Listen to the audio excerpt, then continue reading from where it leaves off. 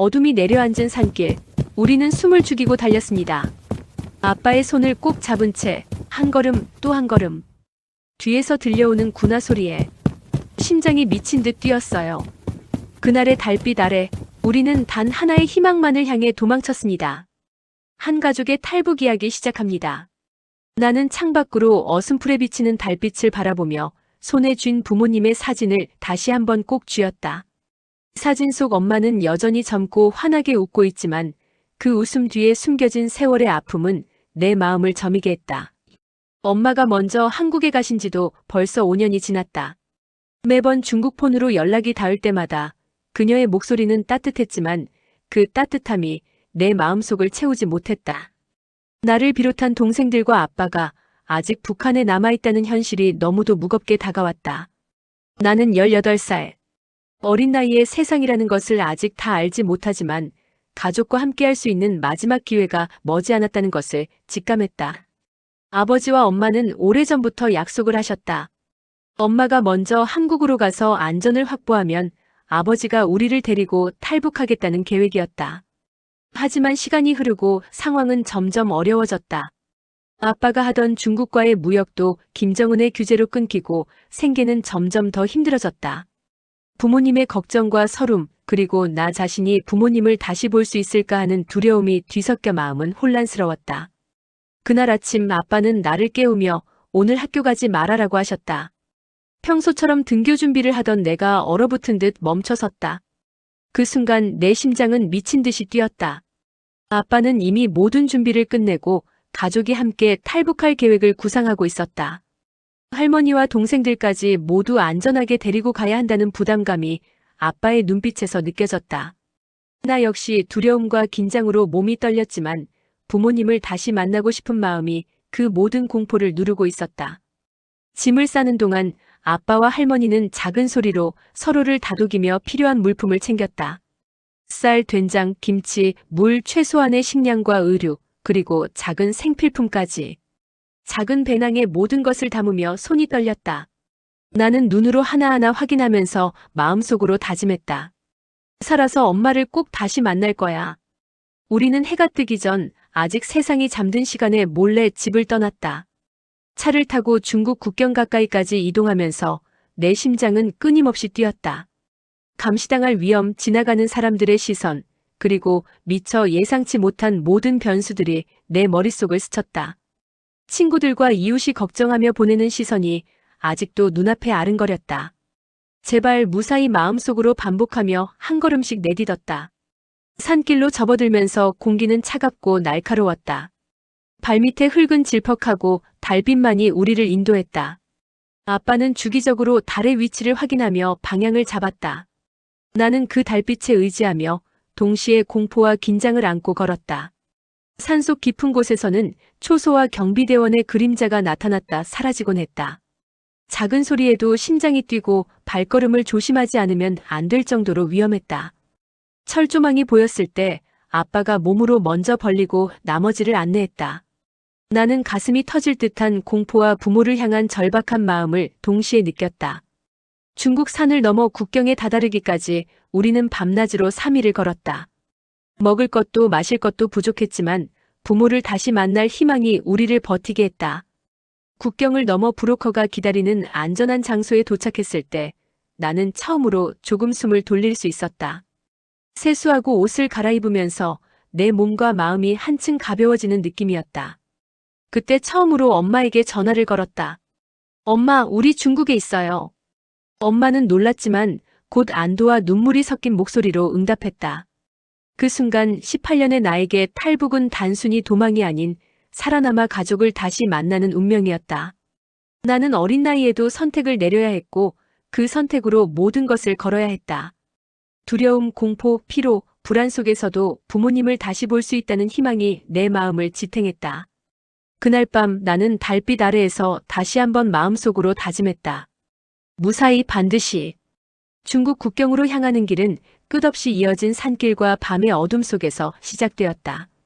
한 발 한 발 걸음을 내디딜 때마다 발밑에 흙과 돌이 삐걱거렸고 작은 소리에도 심장은 뛰어올랐다. 달빛은 우리를 비추고 있었지만 그 밝음마저도 초소와 경비대원에게 발각될까 두려움 속에서 오히려 위협처럼 느껴졌다. 아빠는 앞서서 발자국을 최소화하며 길을 안내했고 나는 뒤따르며 호흡을 고르려고 애썼다. 우리 몸은 추위와 굶주림, 긴장감 속에서 점점 지쳐갔다. 나는 18살이었지만 그 순간만큼은 어린아이로 느껴지지 않았다. 모든 감각이 극도로 예민해졌고 손끝부터 발끝까지 신경이 곤두서 있었다. 조금만 실수해도 가족의 생명이 위험해질 수 있다는 사실이 머릿속을 떠나지 않았다. 철저하게 준비한 배낭 속 쌀과 김치, 된장, 물은 마음의 안식처처럼 느껴졌다. 최소한의 식량을 입에 넣으며 배를 채우는 순간에도 우리는 소리를 내지 않으려고 애썼다. 배고픔이 육체를 괴롭히지만 부모를 다시 만날 희망이 마음을 지탱했다.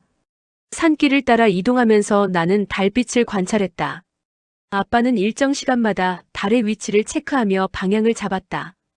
길잡이가 없는 상태에서 오직 달빛과 아빠의 경험만이 우리를 인도했다. 나는 그 달빛 속에서 자신을 잃지 않으려 애썼고 동시에 마음속으로 가족의 얼굴을 떠올리며 용기를 냈다. 발걸음을 내디딜 때마다 가슴이 터질 듯 뛰었지만 부모님을 향한 마음이 공포를 이겨냈다. 하지만 위험은 끊임없이 우리를 괴롭혔다. 초소를 지나갈 때마다 경비대원의 총과 그림자가 우리를 위협했고 한순간의 방심도 허용되지 않았다. 철조망이 나타났을 때 아빠는 몸으로 먼저 철조망을 벌리며 우리를 안내했다. 나는 숨을 죽이고 철조망 사이로 몸을 기어 지나갔고 그 순간 모든 공포가 내 온몸을 스쳤다. 발밑에 모래를 깔아 발자국을 지우는 아빠의 행동을 바라보며 나는 그 의도와 절박함을 이해했다. 부모님을 다시 만나려는 그 마음이 우리를 지탱하고 있었다. 국경을 넘고 나서도 안심할 수 없었다. 중국 산속은 여전히 위험했고 우리는 밤낮을 가리지 않고 이동해야 했다.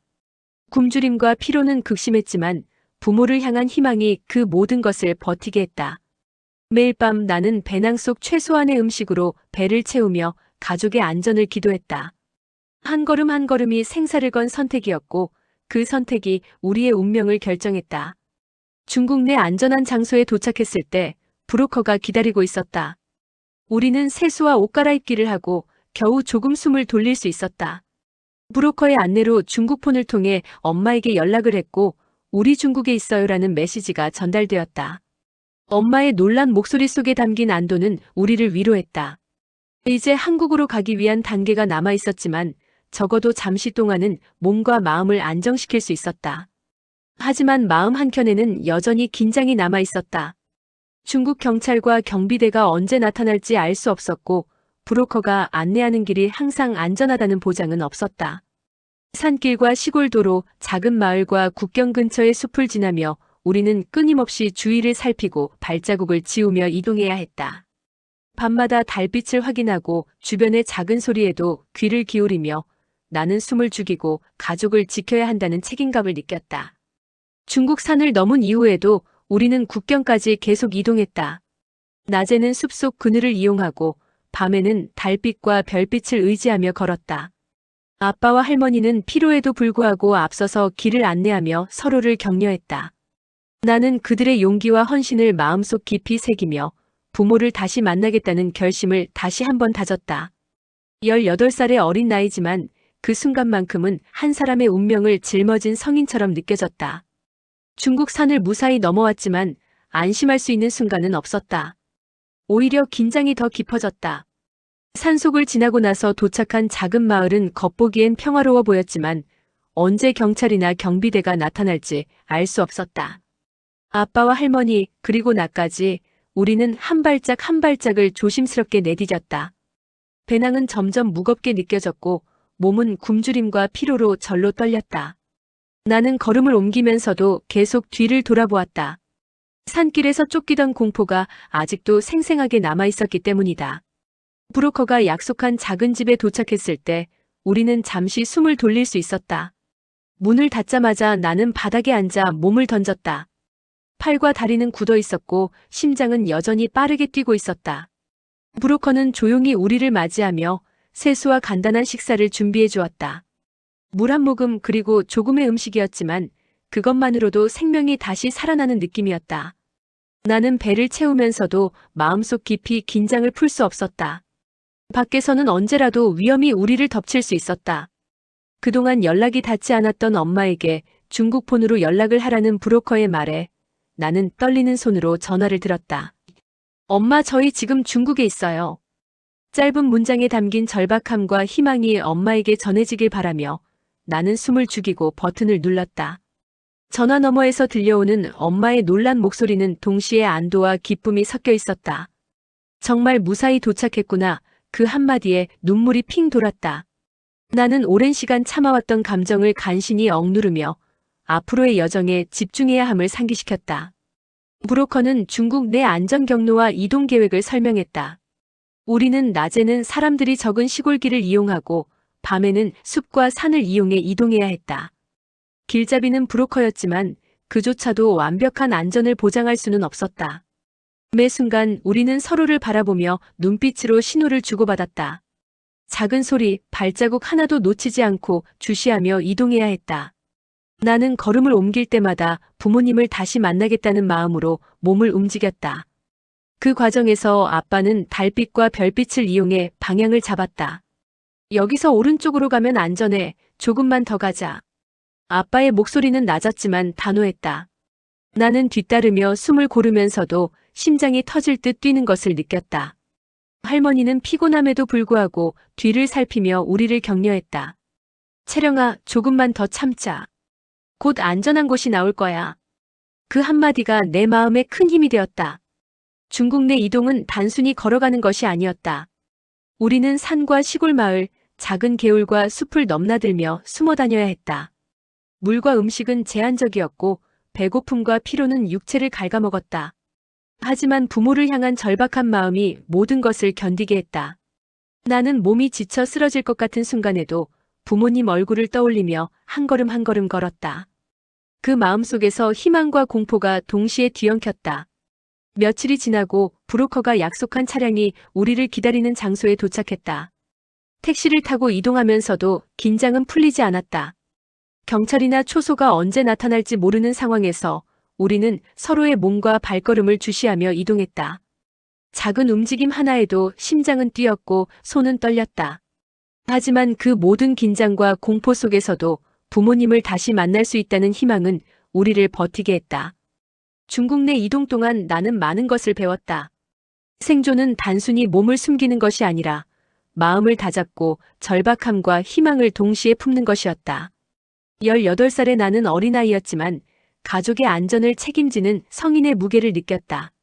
한 걸음 한 걸음이 생사를 건 선택이었고 매 순간 부모님을 다시 만날 수 있다는 마음이 내 발걸음을 지탱했다. 마침내 브로커가 안내한 안전한 장소에 도착했을 때 나는 몸과 마음이 한껏 지쳐 있었지만 동시에 부모님과의 재회를 향한 희망으로 가득 차 있었다. 중국 내 이동은 단순한 여정이 아니었다. 공포, 피로, 배고픔 그리고 절박함 속에서도 부모님을 다시 만나겠다는 마음이 우리를 끝까지 이끌었다. 그 마음이 없었다면 우리는 아마 여기까지 올 수 없었을 것이다. 나는 그 순간 가족을 향한 마음이 가장 강력한 힘이라는 사실을 다시 한번 깨달았다. 중국 내 안전한 장소에서 잠시 숨을 돌린 우리는 이제 다음 단계인 동남아 이동을 준비해야 했다. 브로커는 라오스와 태국을 거쳐 한국으로 가는 안전한 경로를 안내했다. 하지만 그 길이 결코 쉽지 않다는 것은 누구보다 우리 가족이 잘 알고 있었다. 나는 배낭을 다시 점검하며 음식과 물을 챙기고 남은 에너지를 최대한 몸에 보충했다. 여전히 마음 한켠에는 두려움이 자리 잡고 있었지만 부모님을 향한 절박함이 그 두려움을 눌러주었다. 첫 단계는 중국 내 이동과 달리 장거리 교통수단을 이용하는 것이었다. 브로커가 준비한 차에 탑승할 때마다 나는 창밖 풍경을 한시도 놓치지 않았다. 작은 마을과 산을 지나 멀리 보이는 강과 숲 그리고 사람들의 표정을 보며 항상 경계를 늦추지 않았다. 브로커는 조용히 운전하며 우리가 가장 위험한 구간에서 눈에 띄지 않도록 최적의 경로를 선택했다. 나는 부모님 얼굴을 떠올리며 손을 꼭 잡고 숨죽이며 차가 흔들리는 소리를 들었다. 그 소리는 공포와 긴장을 증폭시키는 동시에 지금 이 순간 우리가 살아있다는 사실을 느끼게 했다. 라오스 국경에 가까워지면서 이동은 점점 더 조심스러워졌다. 작은 마을에서 기차를 타고 이동해야 했는데 역마다 경찰과 검문이 있어 단순히 플랫폼에 서 있는 것조차 긴장됐다. 나는 아빠의 어깨 너머로 사람들을 살피며 혹시라도 우리를 알아볼 사람이 있을까 마음 졸였다. 할머니는 내 손을 꼭 잡으며 채령아, 이제 조금만 더 버티자. 곧 안전한 곳이 나올 거야. 라며 나를 격려했다. 그 말 한마디가 내 마음을 조금이나마 안정시켜 주었지만 긴장은 여전히 등골을 타고 흐르고 있었다. 라오스를 넘어 태국으로 들어서자 우리는 브로커 안내에 따라 국제 수용소로 향했다. 수용소에 도착했을 때 나는 처음으로 조금의 안도감을 느꼈다. 이곳은 남한으로 가기 위한 중간 기착지이자 일종의 보호구역이었다. 하지만 여전히 자유는 제한적이었다. 7일 동안 우리는 수용소에 머물러야 했고 철저하게 관리되는 생활 속에서 긴장을 풀 수 없었다. 매 끼니 제공되는 음식과 세면 도구는 편리했지만 마음 한쪽에는 여전히 불안이 자리 잡고 있었다. 나는 잠자리에 누워 천장을 바라보며 부모님을 만날 날을 상상했다. 그 상상이 내 마음을 조금씩 가벼워지게 만들었다. 수용소 생활은 단순히 기다리는 것이 아니었다. 매일 아침, 점심, 저녁 우리는 일정에 맞춰 움직였고 다른 탈북민들과 함께 시간을 보내며 이야기를 나누기도 했다. 하지만 나에게는 그 시간조차 쉽지 않았다. 나이가 어린 나는 다른 사람들의 경험담과 공포 이야기를 들으며 마음이 복잡해졌다. 생사의 갈림길을 지나온 사람들의 눈빛에는 말할 수 없는 긴장과 절망, 그리고 희망이 섞여 있었다. 나는 그들과 눈빛을 교환하며 마음속으로 다짐했다. 무사히 부모님을 만날 거야. 수용소에 머무는 동안 나는 브로커와 연락하며 한국으로 가는 비행기 일정과 절차를 확인했다. 매 순간 긴장 속에서 움직여야 했지만 동시에 부모님과 재회할 수 있다는 희망이 나를 버티게 했다. 하루하루가 길게 느껴졌지만 마음 한켠에는 점점 안도감이 스며들었다. 수용소 생활은 단순한 기다림이 아니라 심리적 준비와 안전 확보의 시간이었다. 나는 작은 방 안에서 잠들기 전 부모님 사진을 꺼내보며 속으로 중얼거렸다. 곧 만날 거야. 조금만 더 참자. 7일이 지나고 드디어 수용소를 떠날 날이 다가왔다. 대형 버스가 우리를 방콕 중심지로 데려올 준비를 하고 있었다.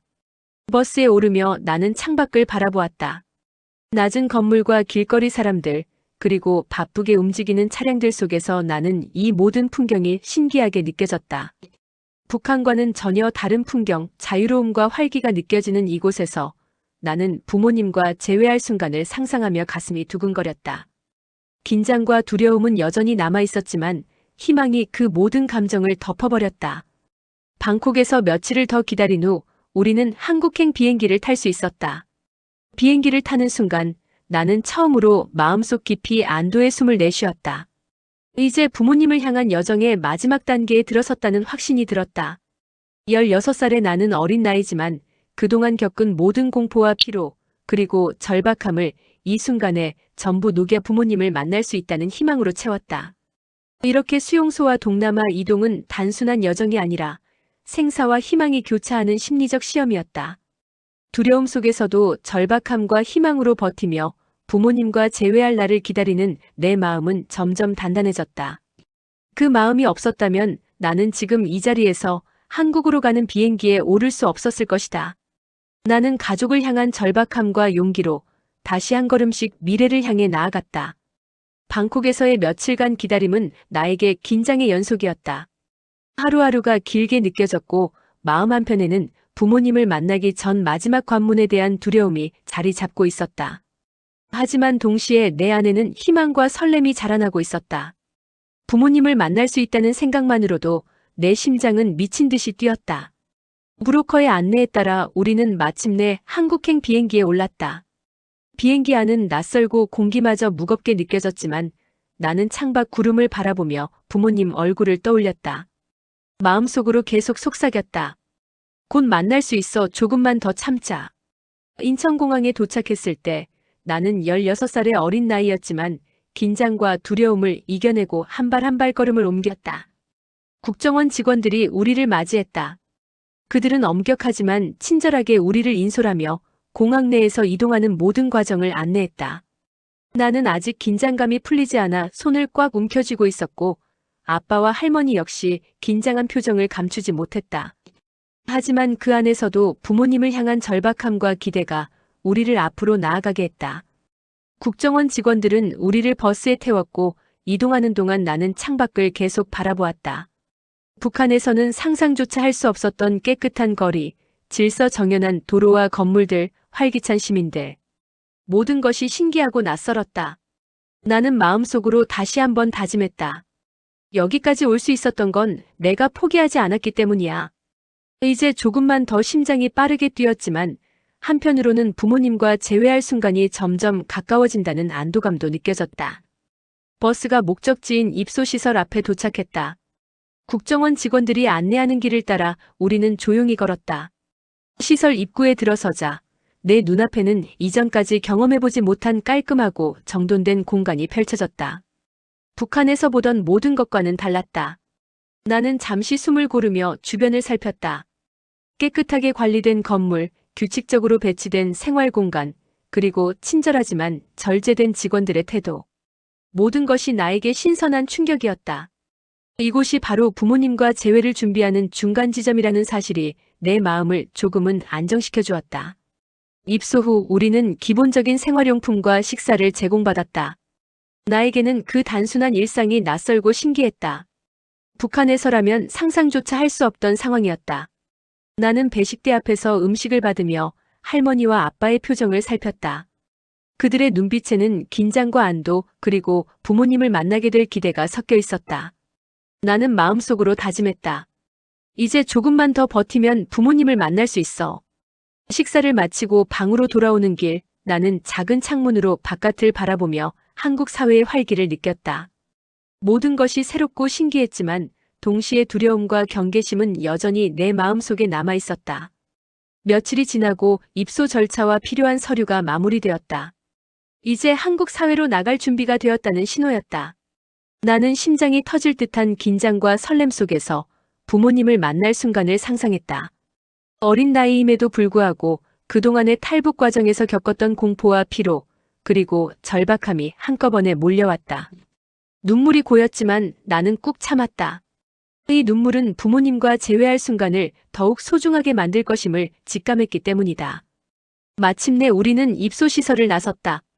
국정원 직원들의 안내에 따라 정문을 지나는데 나는 순간 숨을 멈췄다. 눈앞에 펼쳐진 새로운 세상, 그리고 그 세상 속에서 부모님과 만날 순간이 머릿속을 가득 채웠다.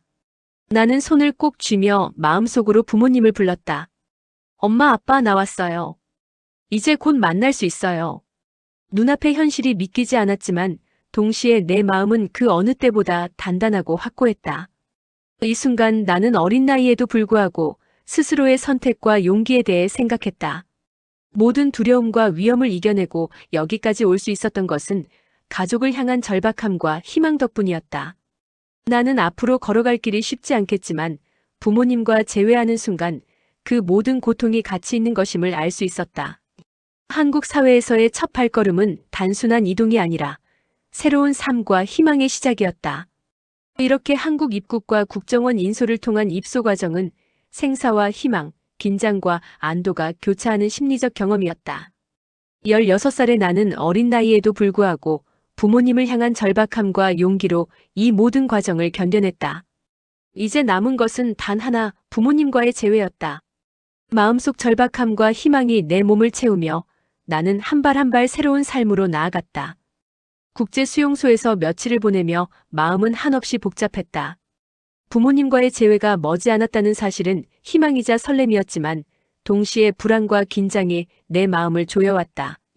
16살의 나는 어린아이처럼 부모를 그리워하면서도 지난 탈북 과정에서 몸과 마음이 지쳐 있었고 한편으로는 혹시나 만남이 불발될까 하는 두려움까지 느꼈다. 수용소 안에서는 많은 탈북민들이 각자의 사연을 안고 조용히 시간을 보내고 있었다. 그들을 보면서 나는 부모님과의 만남이 단순한 감정의 폭발이 아니라 오랜 상처와 시간의 무게를 짊어진 깊은 순간임을 실감했다. 내 이름이 호명되었을 때 내 심장은 멈출 듯이 뛰었다. 발걸음이 무겁게 느껴졌지만 동시에 한 발 한 발 내디딜 때마다 부모님과의 재회에 가까워진다는 사실이 내 몸을 긴장시켰다. 수용소의 출입문을 지나면서 나는 주변을 살폈다. 모든 것이 새로운 환경이었고 국정원 직원들의 안내에 따라 조심스럽게 이동했다. 주변 사람들의 시선이 느껴졌지만 내 눈에는 오직 그리운 부모님의 얼굴만이 떠올랐다. 마음속으로 수없이 외쳤다. 엄마, 아빠, 이제 곧 만나요. 조금만 기다려주세요. 상봉장에 도착했을 때 내 가슴은 터질 듯이 뛰었다. 문이 열리기 직전 나는 숨을 고르며 마음을 추스르려 했다. 하지만 그 긴장은 쉽게 가시지 않았다.